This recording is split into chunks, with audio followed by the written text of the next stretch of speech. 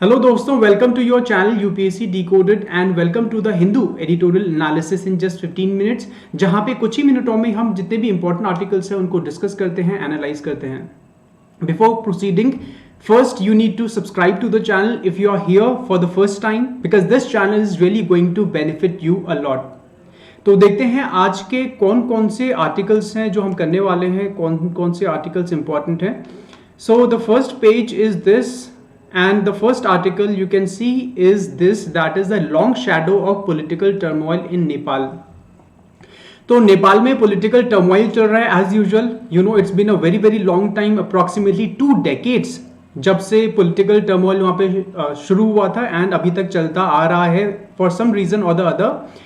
तो जो political turmoil है नेपाल की, जो इंटरनल पॉलिटिक्स है, from an exam point of view this is not important, but यहाँ पे कुछ चीज है जो हमारे लिए इंपॉर्टेंट हो सकती है. तो देखते हैं कि क्या हम इससे डिराइव कर सकते हैं, because the parties and all की किसने क्या किया, कौन सा अमेंडमेंट किया, कॉन्स्टिट्यूशन को कैसे अमेंड कर रहे हैं, क्या उनकी मेजॉरिटी है हाउस में, कैसे हाउस को डिसॉल्व किया, वो सब चीज़ों में हमको नहीं जाना. हमको बस ये देखना है कि GS2 के पर्सपेक्टिव से इंडो नेपाल रिलेशंस में हम क्या लिख सकते हैं, what we can derive out of it.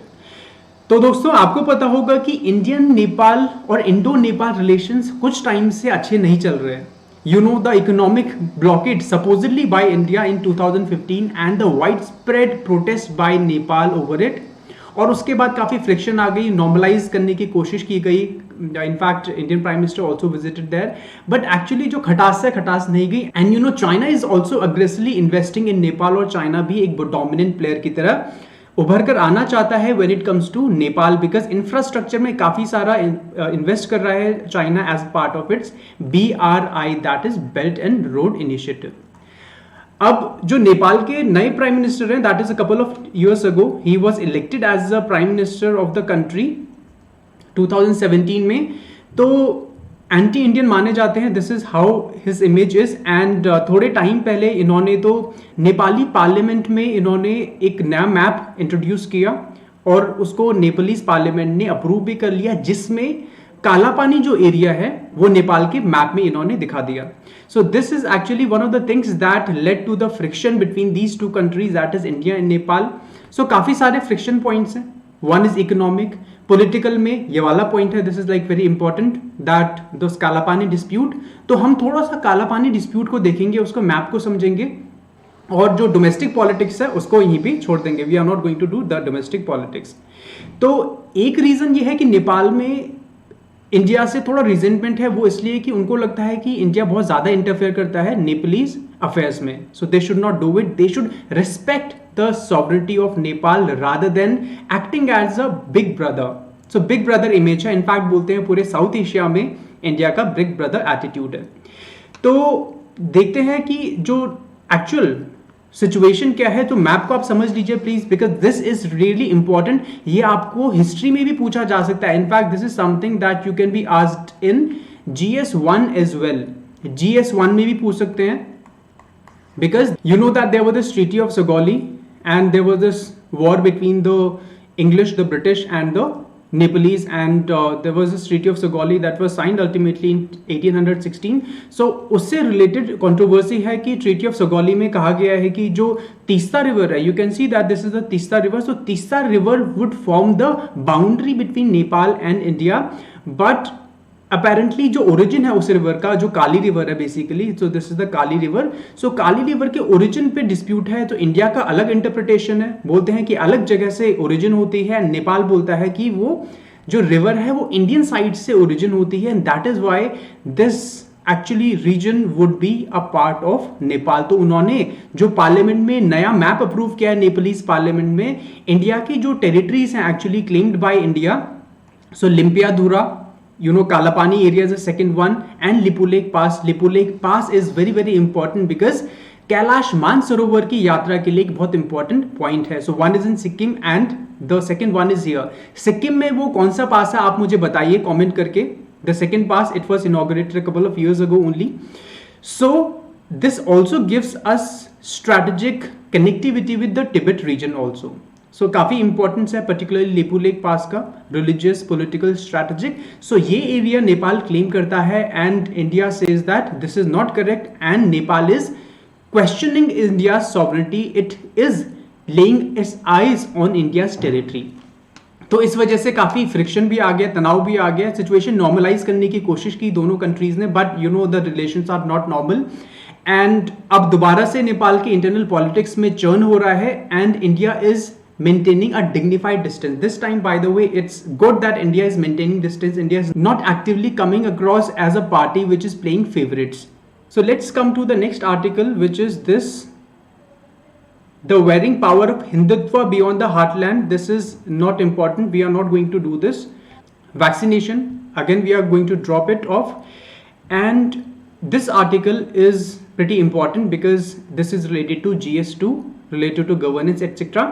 सो यहाँ पे हमको देखना पड़ेगा कि कौन सा डेवलपमेंट हुआ लक्षद्वीप में. Lakshadweep, you know that's a very pretty place, हर कोई जाना चाहता है वहाँ पे. In fact I had thought to go to Lakshadweep actually a couple of years ago, but because of some reason or the other it's not been able to materialize.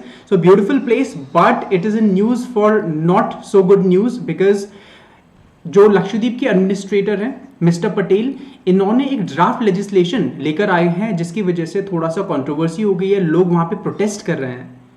सो क्यों protest कर रहे हैं वो हम देखेंगे, but before that you should understand the nature of Lakshadweep. किस तरीके की डेमोग्राफी है, किस तरीके के लोग हैं, क्या बेसिक वहाँ की सोसाइटी है. तो it's important that you understand about the demographic composition of Lakshadweep. So देखते हैं थोड़ा सा.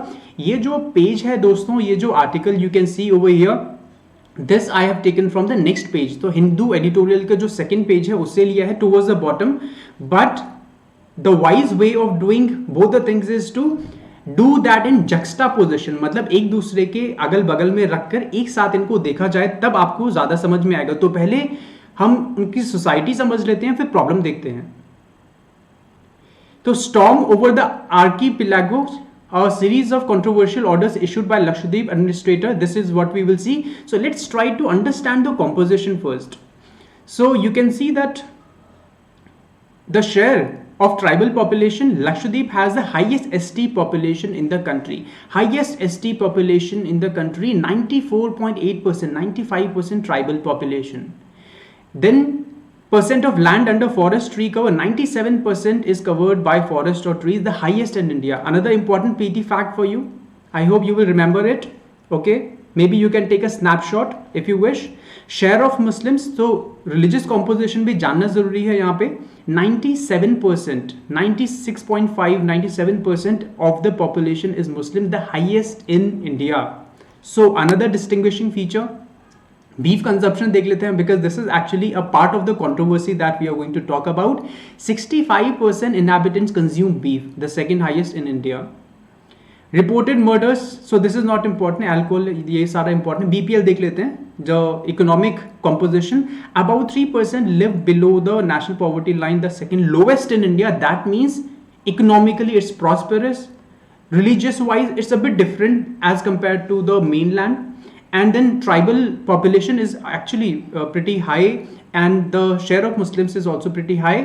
Land, the forest cover is also pretty high. तो काफी सेलिएंट फीचर्स हैं इस पर्टिकुलर आइलैंड ग्रुप के. तो हम देख लेते हैं कि अब कंट्रोवर्सी क्या है. सो इंपीरियस मिसस्टेप्स देखते हैं कौन से मिसस्टेप्स हो गए. The centre should recall the Lakshadweep administrator and drop his ill conceived plan.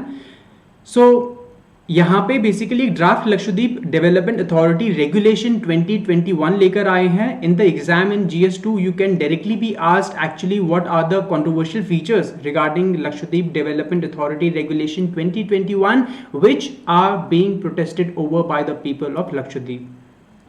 So it gives sweeping powers to the administrator to take over land and forcibly relocate people.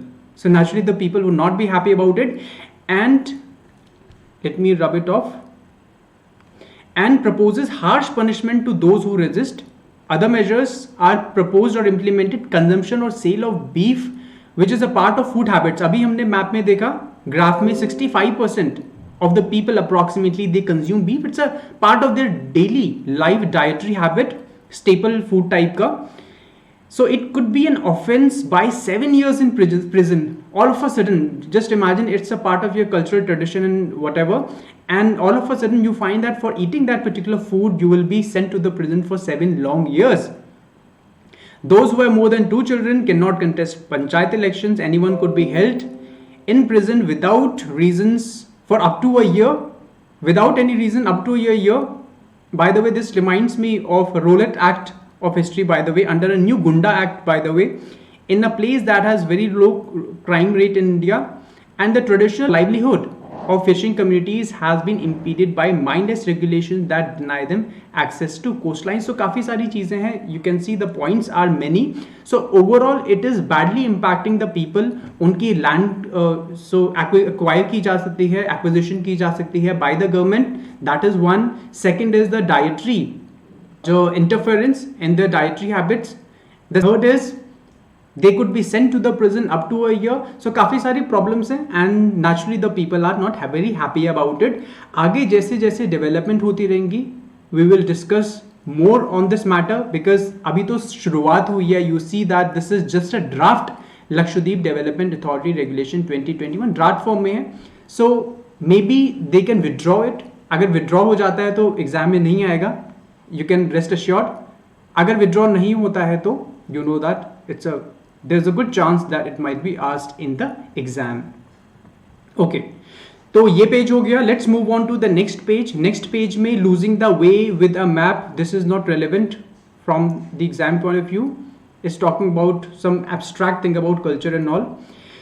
The end of the road for India's GST. Yes, so this is what we are going to do.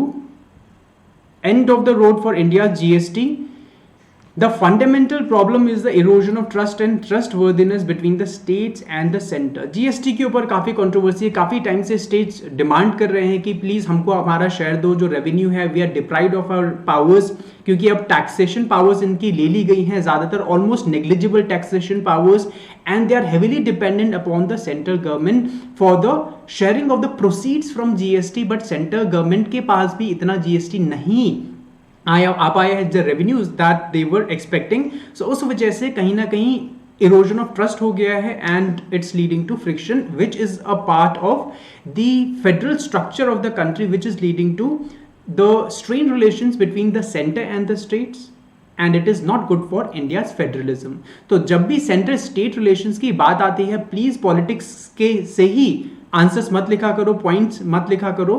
You also have to talk about other things. For example, why can't you talk about fiscal federalism which is being represented by India GST. किस तरीके से centre और states मिलकर साथ में आते हैं in the form of GST council, और जीएसटी काउंसिल में ये डिसीजन लेते हैं. So you know that the decisions are taken by 3/4 of the majority, जिसमें सेंटर का जो वोट शेयर है that is 1/3, roughly 66%. So that way it's got this important clout over here. But the problem is कि जो expect कर रहे थे inflow, जो रेवेन्यू एक्सपेक्ट कर रहे थे, बिकॉज जीएसटी बहुत टाइम से चर्चा में था और यूपीएससी ने क्वेश्चन भी पूछे हुए थे इंप्लीमेंट होने से पहले क्या फायदे हैं जीएसटी के. सो काफ़ी ज़्यादा उस चीज़ को लेकर एक्साइटमेंट था, एक्सपेक्टेशन थी. But actually 15th finance commission ने सीधा सीधा बोल दिया. You can see that what the 15th finance commission has said about it. Just wait a second. We will see that the 15th Finance Commission report formally acknowledges that the GST has been an economic failure that did not deliver on its early promises. So जितने भी expectations थी, all of them they have crashed down, and the result is that it is leading to friction between the center and the states, because central government के पास पैसा नहीं आ रहा उतना, और state governments की ऑटोनॉमी चली गई है, जो फिस्कल ऑटोनॉमी थी वो पैसा मांग रहे हैं. तो अब क्या होगा? So that is leading to the overall trust deficit, and that is also coupled with the facts कि जिस तरीके से इंडिया में पॉलिटिक्स चल रही है. सो you know that the relations between states and the center are not particularly good when it comes to those states that are not being ruled by the ruling party in the center. So that way it is just leading to further erosion of trust, जो ऐसा नहीं होना चाहिए. This is what the author is saying. तो हमको फटाफट जल्दी से जल्दी उस चीज में काम करने की जरूरत है. So some of the reasons of failure actually he has mentioned. So we will see what are some of the reasons. Problems underpinning GST. तो जीएसटी फेल तो हो गया, बट एक बार ये देख लेते हैं कि क्या रीजंस थे फेल होने के.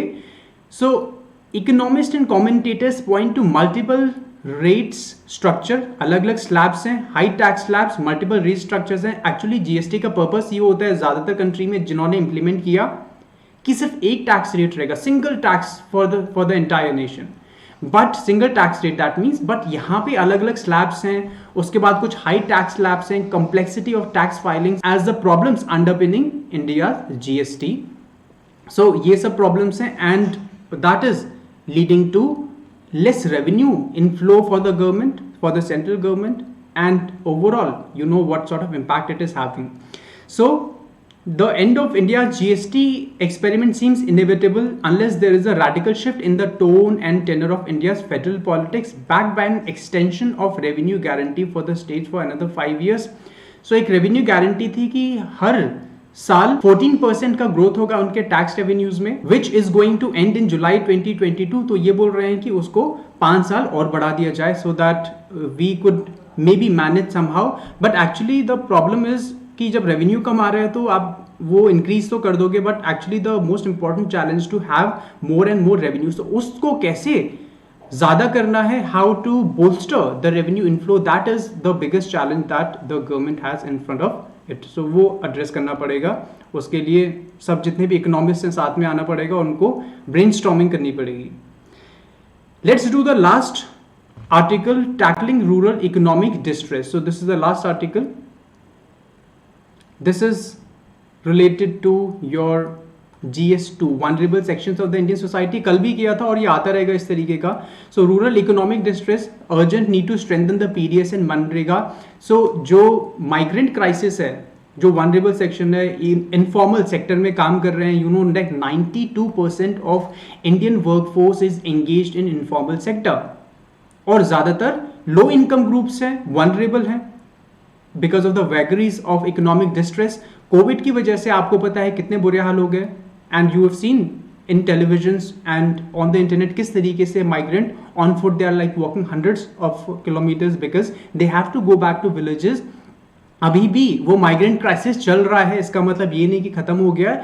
तो क्या करना चाहिए, क्या स्टेप्स लेने चाहिए? तो उन्होंने इसी चीज को लिखा है कि हाईलाइट किया है कि वनरेबिलिटी बहुत ज्यादा बढ़ गई है. इन्होंने एक सर्वे किया, so you can note down the data over here. The survey, there was a survey, Right to Food campaign and Center for Equity Studies. They published a hunger watch report. तो इन्होंने सर्वे किया that exposed their vulnerability and uncertainty. 27% of the respondents said they had no income. 40% said that the nutritional quality had become much worse. जो खाना खाते थे उसमें nutrition level काफी नीचे चला गया. And 46% said that they had to skip one meal at least once in every day in October 2020. तो आप ये नोट डाउन कर सकते हैं. And if there is a question regarding the migrant worker crisis और the vulnerable section this particular one, तो आप mention कर सकते हो. इनफॉर्मल वर्कर्स है, इससे भी आप यहाँ पे मेंशन कर सकते हो इस डेटा को. So what the author is saying that there is an urgent need to strengthen the PDS system. जो सब्सिडाइज्ड फूड ग्रेन्स डिस्ट्रीब्यूट करने का जो सिस्टम है PDS, that should be strengthen. Because अभी तो गवर्नमेंट ने 5 kg फूड ग्रेन्स है for individual enlisted under the NFSA, national food security act के अंडर में. ये जो प्रधानमंत्री गरीब कल्याण अन्न योजना, यू नो दैट प्रधानमंत्री गरीब कल्याण अन्न योजना that was launched by the government last year, that provides 5 kg subsidized food grains extra under the NFSA, National Food Security Act of 2013. तो उसको कंटिन्यू करना चाहिए. अभी गवर्नमेंट ने दोबारा से बोला कि 2 महीने एक्स्ट्रा हम फूड ग्रेन्स देंगे for the month of May and June. It was discontinued last year, थोड़े महीने चला, डिसकंटिन्यू कर दिया दोबारा से 2 महीने के लिए. तो बोला 2 महीने क्यों कर रहे हो यार, मतलब इतने पुअर लोग हैं, 1 साल करो ना उस चीज को. So that is the first thing we have to work upon. So one is the food grain. So 2 strategies are there. One is food. So food में NFSA के अंडर में जो ये प्रोविजन है दैट शुड बी बोल्स्टर्ड. इतना ज्यादा हमारे पास food grain रखा हुआ है हमारे वेयर हाउसेज में, उसका क्या करोगे, राइट? सड़ रहा है, चूहे खा रहे हैं, that is getting rotten in the open. Every year बारिश हो जाती है, खराब हो जाते हैं, उसको पुश आउट करो, just give it to people. So that is the first thing. Second thing is this scheme called MNREGA. So NREGS, तो नाम चेंज हो गया बट अभी भी मनरेगा ही बोलते हैं. सो this is actually the second linchpin कि उनको काम भी दो. वन इज खाना, सेकेंड इज काम. तो काम कब मिलेगा? काम तब मिलेगा जब सेंट्रल गवर्नमेंट ज्यादा पैसा एलोकेट करेगी. सो 73,000 करोड़ एलोकेट जो किया है, which is like a decline of what it actually does in terms of budget for MNREGA, उसको ज्यादा करना पड़ेगा. ज्यादा स्टेट गवर्नमेंट को मनरेगा के लिए फंड देने पड़ेंगे, and that way it would lead to the more number of work days for the workers, ताकि उनको ज्यादा काम मिलेगा और you know that they will have some sort of cushion from the economic distress that they are facing. So this is the simplified version of this article. This is what he has proposed. So two strategies, please remember, one is food, second is MNREGA.